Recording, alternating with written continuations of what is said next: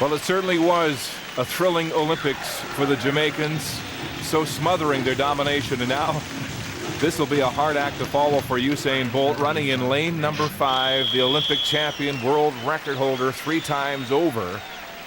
And word that the organizers here have loaded this race full of bonuses for Bolt, upwards to $100,000 if he wins, and wins in world record time. But that might be a tall order, considering he's been doing a lot of public appearances since his tremendous Olympic competition in Beijing. It certainly could be a tall order. He has not been doing much training whatsoever, but when you're as fit as he is, this is when your peak occurs, and you don't have to train that much. You just have to carry that peak as long as you possibly can, and being 22 years old certainly is an advantage to do that.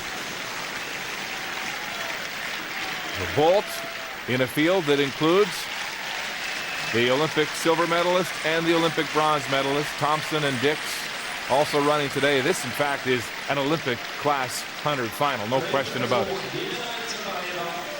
Well, all eyes will be on Usain Bolt. There's Walter Dix, a very contrasting style. He's such a compact and muscular man. You can see as he stands next to Bolt, is almost a foot shorter than the world-class sprinter and world record holder. Yeah, he's only 5'7". There's Bolt at 6'5", looking relaxed again, going through his Ali-like warm-up. Also running in the race today, the Americans, Sean Crawford in lane number 1. In Athens, he won the gold in the 200 and then silver in the 200 meters in Beijing as a best this year in the 100 meters of 10:09. Running out of lane 1, Sean Crawford of the United States. Well, Crawford is more of a 200-meter specialist, and he possesses very good speed endurance. So if anyone can pressure Usain Bolt at the end of this race, it could potentially be Sean Crawford. And they're all standing 26,000 here in Zurich for the men's 100, getting their first close-up look at Usain Bolt. Crawford in lane 1 ran the 100 in Beijing 10:09, but could not get through to the semifinals. Next to him, Darvis Patton, also of the United States, a world champion silver medalist in the 200 meters, now working on the 100. He's run a 9:89 personal best this year. He was 8th in the final. Tarandi Martina of Netherlands Antilles, 4th in Beijing, although originally he won the silver, then was disqualified for a lane infringement in the 200 meters. And that apparently now is going to the Court of Arbitration for Sport after the Americans apparently were past the 30-minute time they had after the race to make the protest against Martina. Running in lane 4 from Trinidad and Tobago, Richard Thompson, the silver medalist in the 100 meters and the 4x1 in Beijing. And the man everyone has come to see, Usain Bolt. 3 Olympic golds, 3 world records in Beijing. An amazing 9:69 with no win in that 100 final. What's he got left in those big legs?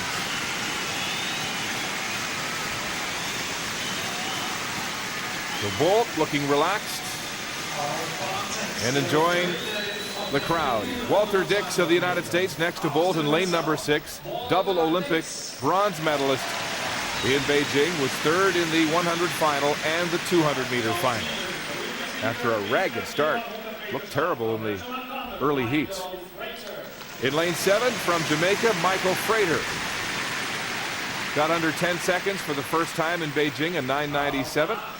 In lane 8 from Trinidad and Tobago, Mark Burns was 7th in the 100 in Osaka and in Beijing.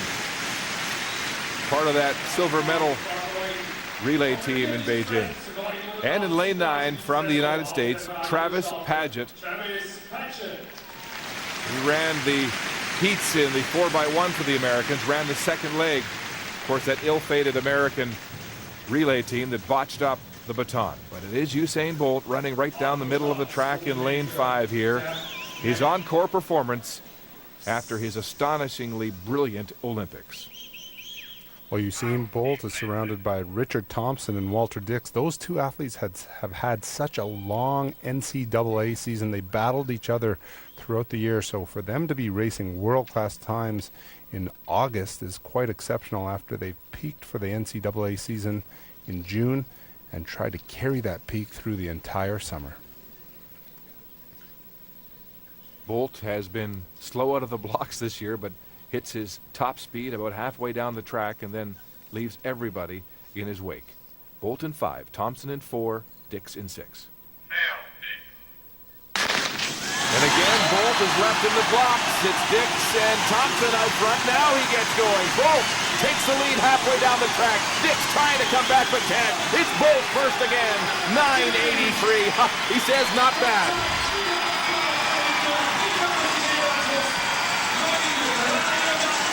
Well, we're getting used to this young man doing exceptional things.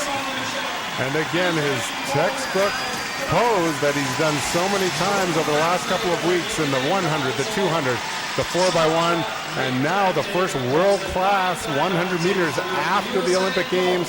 Again, he sets an exceptional time, making 9.83 looking very easy. Yet again into another headwind of 0.5 meters per second. When this young man has perfect conditions, there is talk that he could run into the 950s. He did not get the best of starts. Richard Thompson to his left got a very good start, but this is where 6'5" comes to the forefront. His long strides, so smooth, so relaxed, not working hard whatsoever, and like you mentioned, Mark, gives us a little bit of a hand wave saying it was a mediocre race for me. Well, like they say, the formula for success, velocity equals stride length times stride rate. And when a 6'5" frame like Bolt gets going like that, there's no holding him back. There's no competition. None whatsoever. We have not seen the likes of this type of sprinter in history. For him to stand 6'5" and have the same cadence or turnover as some of these shorter, more compact, muscular athletes is quite exceptional. Usain Bolt wins yet again in 9.83 seconds. Bolt wins his curtain call in Zurich and makes it look ordinary. I came out here just to make sure I can get through the rest of the season. I did well, so I'm happy. So you look that you're having fun out here. You like it? Yeah, I love these people. They give me the right vibes. They give me the energy to go out and perform. Even though we're tired, it's enjoyable, and I love coming here.